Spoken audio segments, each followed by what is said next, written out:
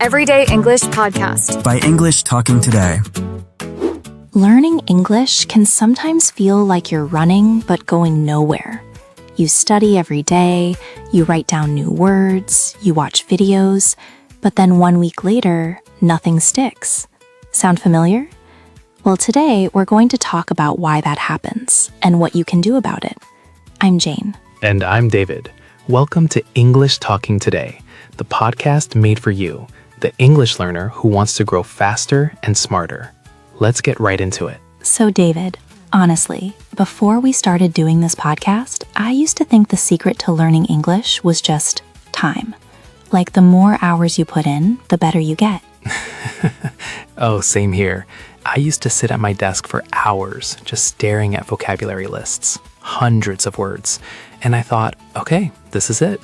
This is how you learn. And then? And then I'd wake up the next morning and blank. Nothing. Like my brain just wiped everything clean overnight. Yes, that's such a real experience. And I think so many of our listeners feel that way too. You're working hard, but the results aren't coming. So today, we want to explain why that happens, and more importantly, how to fix it. Exactly. And the answer starts with something called meta-learning. Now, meta-learning. Let's slow down on that word for a second. Meta means about something. So meta-learning means learning about how to learn. It's like instead of just running on a treadmill, you step back and ask, am I running in the right direction at all? I love that. It's not about working harder, it's about working smarter. And once I understood this idea, everything changed for me. I stopped feeling guilty about not studying for 5 hours a day and started asking, okay, what actually works? Right, and the first thing that helped me understand this was learning a little bit about the brain. Don't worry, we're not going to do a science lecture here, but there's one idea that is so useful for English learners, and it's called neuroplasticity. Ooh, big word. Let's explain that. Neuroplasticity. Say it with us. Think of it like this. Imagine you're in a big jungle in India, somewhere deep and dense. There's no path. You have to push through the trees and the grass just to walk forward. It's exhausting, right? Very exhausting. But every time you walk that same route, you clear a little more. The plants get pushed aside, the path gets a little cleaner. After many times walking it, there's a clear trail, easy to follow, fast to travel. And that's exactly how your brain works when you learn English. The first time you learn a new word or grammar rule, it's like making that first difficult walk through the jungle. It takes effort.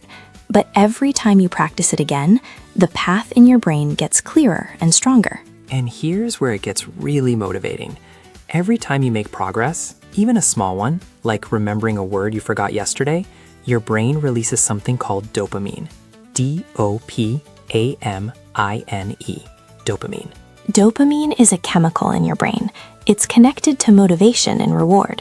When you feel happy after finishing a task or proud when you understand a sentence in English, that feeling, that's dopamine. It's your brain's way of saying, good job, keep going. It's like in a video game when you complete a level and you hear that little celebration sound. Ding. Yes. And the amazing thing is, you can use this to your advantage. When you celebrate small wins in your English learning, your brain gives you more dopamine, which makes you want to keep learning. It becomes a positive cycle. But what happens when the progress stops? When you feel stuck? This is the part nobody talks about enough. There's actually a name for it. It's called a plateau. P-L-A-T-E-A-U, plateau. It means a flat stage where you stop going up. In English learning, it means a period where no matter how much you study, you don't feel like you're improving. And honestly, hitting a plateau can feel really discouraging. I remember there was a time I was living in India for a few months, trying to practice my English every single day, and I just stopped feeling like I was getting better. Conversations still felt difficult. I still made mistakes. I thought, am I even learning? And that's such a normal feeling. Almost every English learner goes through it. The question is, what do you do when you're at the plateau? And the answer is, you don't stop. You push through. Because the plateau isn't the end. It's actually stage 3 of a 4-stage learning journey. Let me walk through all 4 stages quickly. Go ahead, David. Stage 1, starting out. Everything is new and hard. Even saying hello in a confident way feels strange. Your brain is working overtime just to process the basics. That's most beginners. Stage 2, gaining momentum. This is when things start to click. You start noticing that you understand more. Maybe you watch an English show and you catch a joke without subtitles, and you feel amazing. That feeling is so good. The first time I understood a full English sentence in a movie without reading the subtitle, I literally paused the video and said, "Wait, did I just understand that?"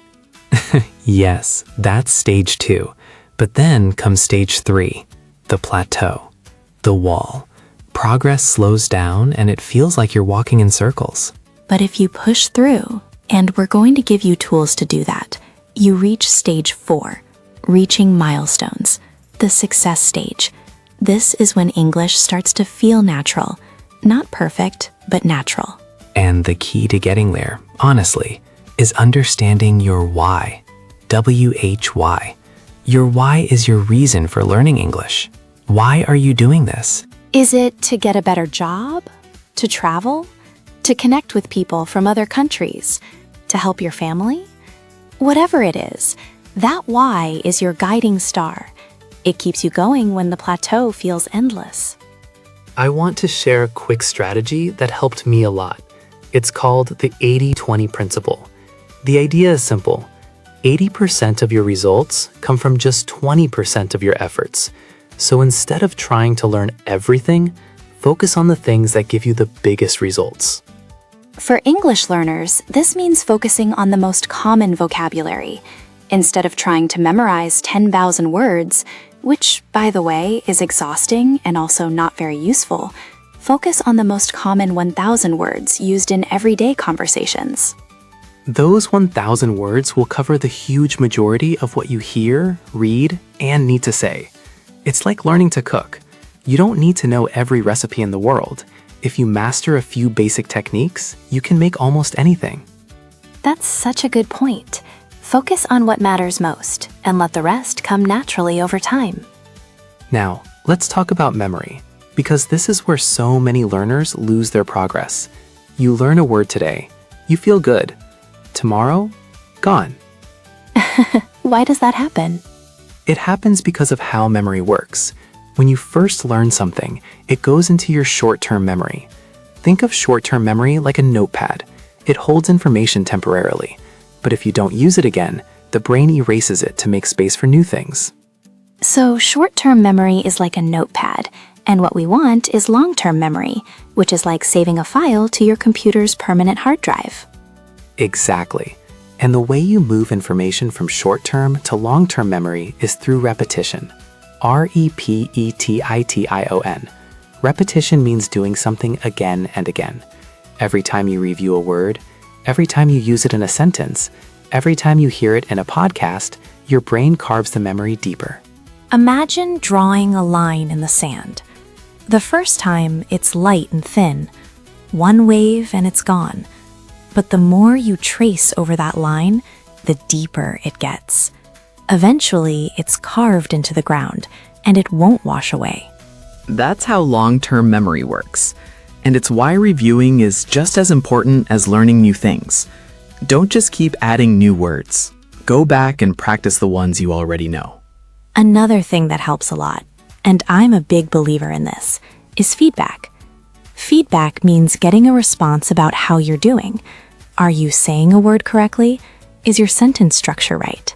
Without feedback, you might keep making the same mistake and not even know it. I remember mispronouncing a very common word for almost a year, and nobody corrected me until one day a friend said, Jane, I think you mean... Oh no, what word? I'll keep that a mystery. But the point is, get feedback. Use a language partner, a teacher, an app, or even record yourself and listen back. Yes, recording yourself is underrated. So many learners are afraid to hear their own voice, but it's one of the best tools you have.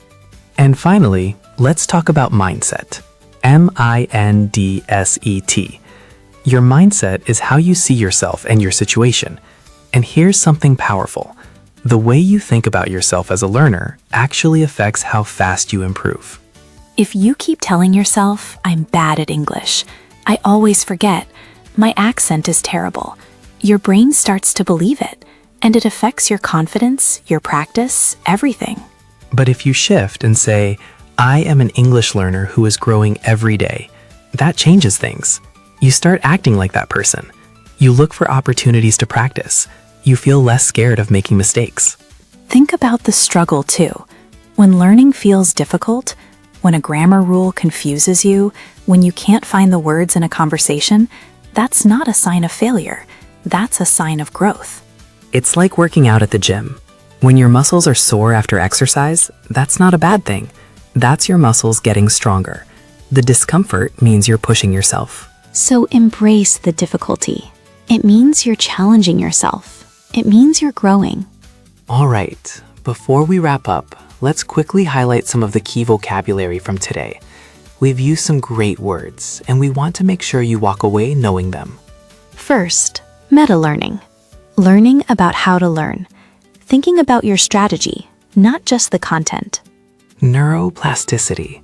Your brain's ability to grow and change when you learn new things. Neuroplasticity. Dopamine. The brain chemical that rewards you and motivates you when you make progress. Plateau. A stage where progress slows or stops temporarily. Don't be afraid of it. Push through it. Momentum. The energy and speed that builds as you keep moving forward. Once you have momentum, it gets easier and easier. Repetition. Doing something again and again, so your brain moves it from short-term to long-term memory. Mindset. How you think about yourself. A positive mindset leads to better results.